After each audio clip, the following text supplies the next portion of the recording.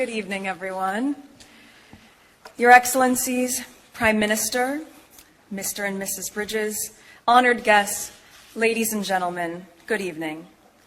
Tenekato katoa.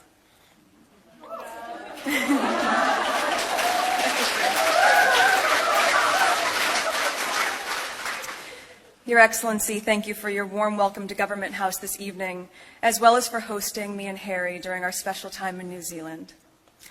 We are proud to be able to join you tonight in celebrating the 125th anniversary of women's suffrage in your country. The achievements of the women of New Zealand who campaigned for their right to vote and were the first in the world to achieve it are universally admired.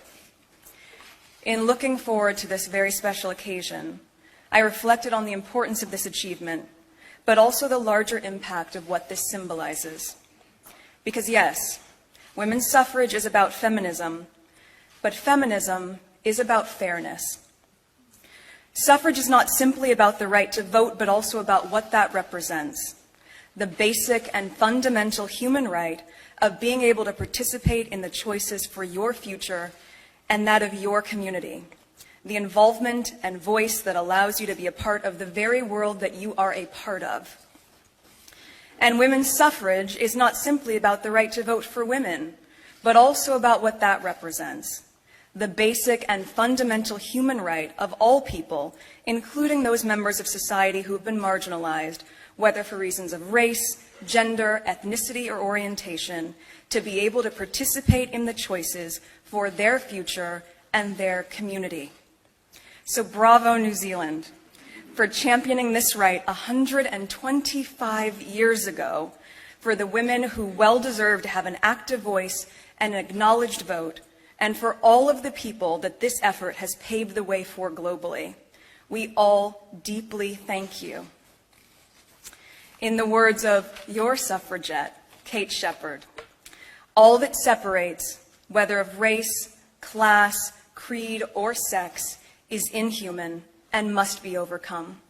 Thank you. Most women, when you're going in there and you want to have a job interview and you want to feel your very best and you want to feel confident, you want to be wearing the pieces of clothing that make you feel that way and not the leftovers that didn't sell from the end of the season.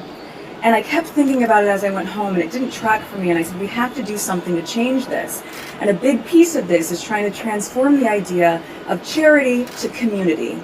And the way that we do that, I think, as people, is when we go into our closet as a woman and you say, I'm going to make a donation, you don't go through your closet and just toss in a box whatever you don't care about anymore. That's charity as we know it today. Community is going through your closet and saying, this is the blazer that I wore when I nailed my first job interview and got my dream job.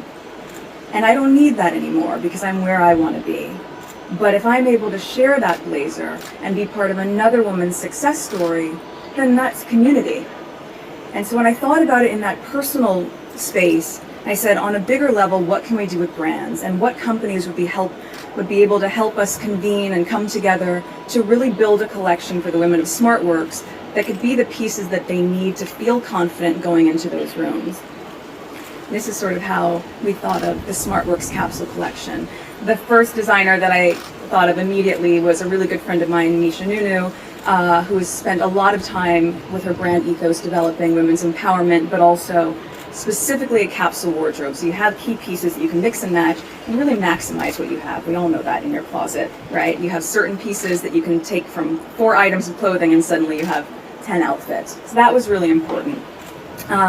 Separately, I thought, if this is going to be classics and essentials, what are traditional and quintessential British brands that I've become introduced to once I moved here that for me resonated and I knew would resonate with a SmartWorks customer? And that seemed obvious to do. M&S and John Lewis, which I've worn quite a bit in the past year or two since I've been here, and they thankfully said yes as well, as did Misha. And the last company that I wanted to have be a part of this project was Jigsaw. And truth be told, that was because I had seen a campaign they had done the year before, that was really highlighting the diversity of the UK and the immigrant culture and how that was part of the fabric of the nation. And when I saw that, I was so touched by it, and I said, anyone who's seeing the world that way and seeing the community that way is someone that I think would be a great partner to have on this project. So they all said yes. And that was a great start. And so thank you so much for that.